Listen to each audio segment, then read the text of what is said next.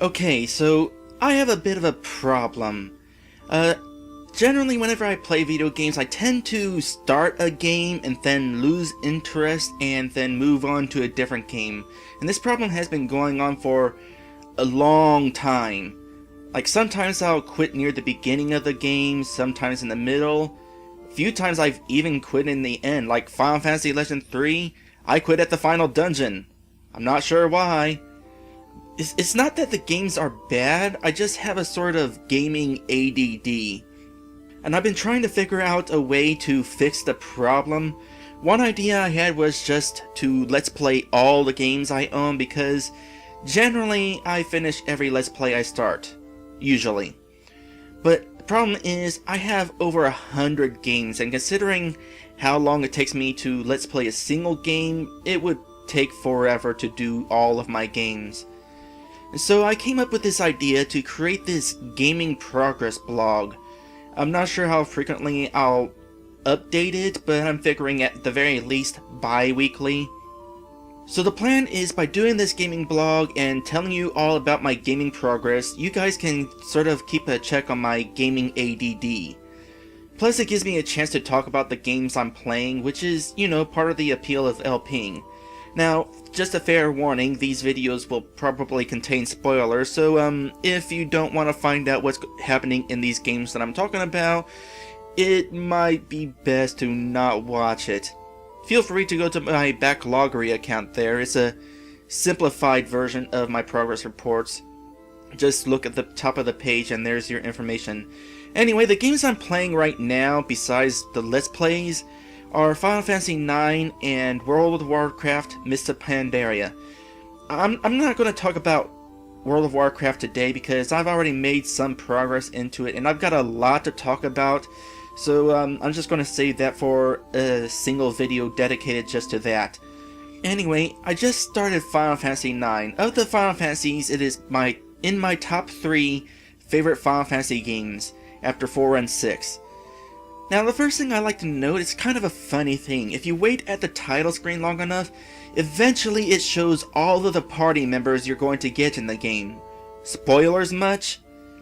Anyway, you start up the game, and the game immediately gets your attention by showing a small boat in a hurricane, cut to a princess who is probably one of those people on the boat. And during this cutscene there's like some hiccups and stuff. It actually locked up a couple times when I tried playing this. I'm using an actual copy of Final Fantasy IX on an actual PlayStation 2. The problem seems to occur mainly with the FMVs, and it's not just this game, it seems to be other games, so it might mean that my PS2's age is showing, which is unfortunate. Maybe it just needs cleaning, I don't know. Hopefully it'll last a while longer. Anyway, we see an airship floating on some sort of misty ocean.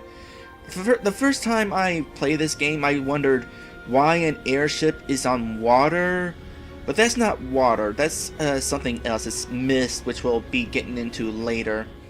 Anyway, we finally see our main character, and holy cow, he has a tail. Alright, so before this game released, before I got the game, there was like preview screenshots online and in magazines.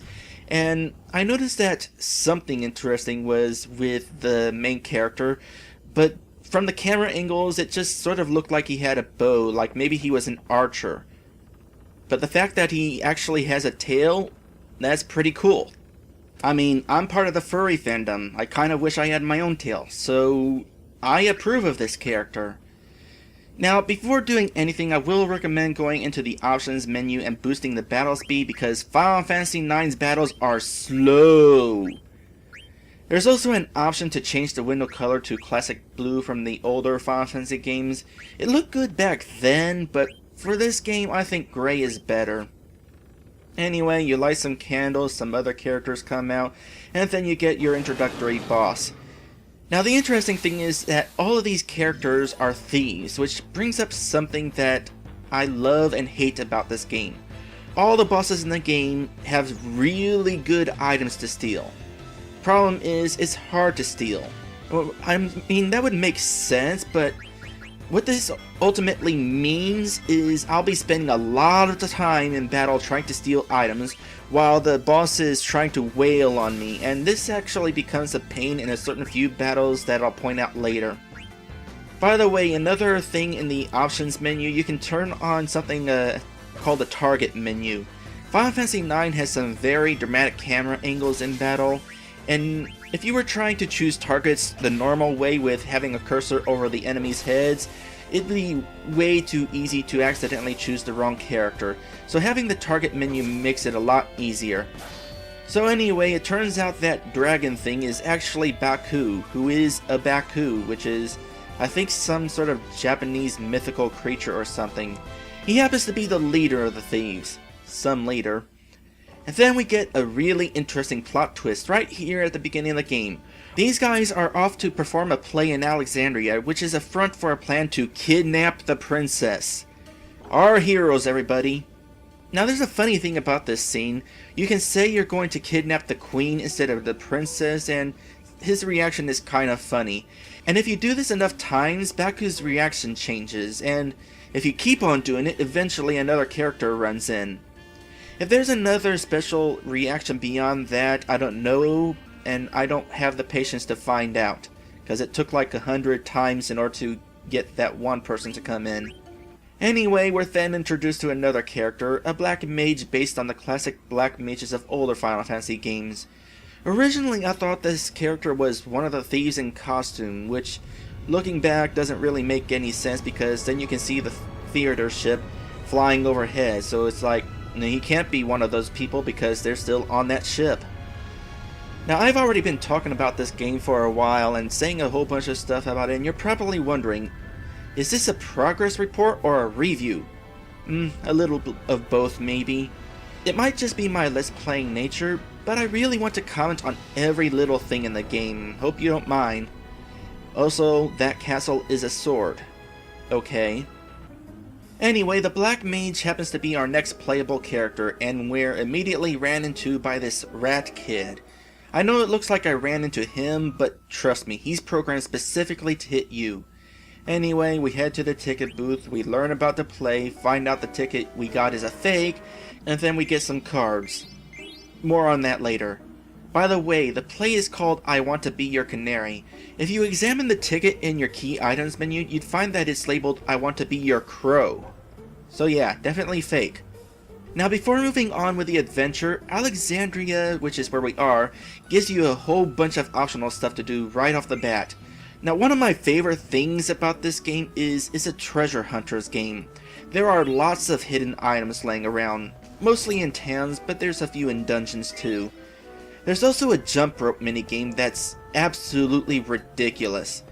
You get an assortment of prizes after jumping so many times in a row. The top prize is if you do 1,000 jumps in a row. I can barely get past 100. And what's your reward for getting 1,000 jumps in a row? A useless trophy. Yeah, no. You can also find this kid's cat. The cat's at the entrance to town. Return to the kid to get a bomb card. Anyway, more progress. The Black Mage falls and the dog person yells at him. Yeah, this game takes place in a very anthropomorphic world. We have bird people, dog people, hippo people. Odd choice, but I approve. Anyway, this rat kid comes back and, oh, by the way, these low resolution graphics really make it kind of hard to tell what you're looking at times. Anyway, the rat kid offers the Black Mage to see the play if he becomes his slave. You're supposed to say yes, but if you want extra cards for the card game, say no. Go to the church, ring the bell, free cards. You can't do this if you say yes to being a slave because the rat kid will block the bell. Anyway, go say yes to being a slave. The rat kid steals a ladder. If you wait right there, a four-armed man will come behind you. You have to talk to him at just the right moment or else he'll steal your money. This guy is Alleyway Jack and he'll teach you about playing cards. His real name is not actually Jack, and he says he'll tell you his real name if you ever get good enough at the card game. Thing of it is, I've never gotten good enough at the card game, because the card game is ridiculous. More on that in a bit. Anyway, the rat kid leads you to the church and you meet your first Moogle. The Moogle's name is Kupo, which also happens to be the noise that Moogles make. That's just weird. It's like if a cow named its kid Moo. So the rat kid climbs up the ladder while holding a ladder. That takes talent. And you meet another Moogle named Stiltskin. He's important, remember him for later. As for the Moogles, they're very important in this game. First off, they act as your save points, and this Moogle is your first save point. I recommend saving before playing the card game for the first time because, my gosh. Anyway, there's also a sub-quest that involves delivering mail between Moogles. There's supposedly a big reward at the end if you deliver all the mail, but I've never been able to complete the quest, so I can't tell you what it is. Now then, it's time to talk about the card game. The card game is Tetramaster. Lots of people in Final Fantasy IX will play cards with you if you ask them. The premise is simple. Your cards have arrows, and you use those arrows to flip over your opponent's cards. Whoever captured the most cards wins, and gets to keep one of their opponent's captured cards. If only it stayed that simple. You see, each card has 4 digits on it. These come into play when your arrows are played against your opponent's arrows. The first digit represents your attack power, the second is the type of attack, such as physical or magic. The third digit is physical defense, and the fourth digit is magic defense. For a long time, I could not figure out how these numbers worked. It seemed like even if I had higher numbers overall, I still lost. It was only just recently that I was told that the attack power only matters for the card that initiates the battle. Knowing that has made this game so much easier.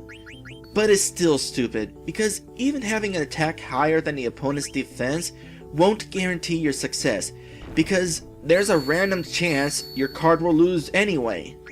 This is stupid! I mean, no strategy game should involve random numbers. I mean, I can understand if your cards are evenly matched, there's a 50-50 chance that you'll win or lose. But here, you could have a more powerful card and be completely screwed over because the game randomly decided to make your strong card lose.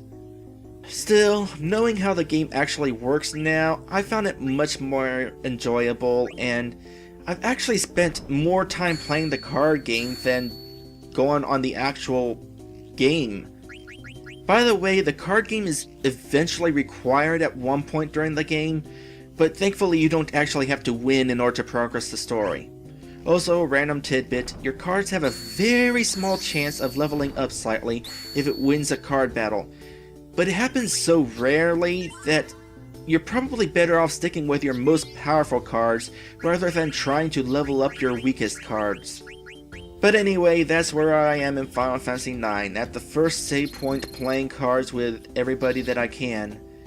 I am making some headway into my backloggery of games, and that's a nice segue to say that, hey, if you're interested in seeing how much progress I've made through my game collection overall, check out my backloggery account. The link is in the description. Anyway, I guess in my next progress video, I'll talk about my experiences with WoW.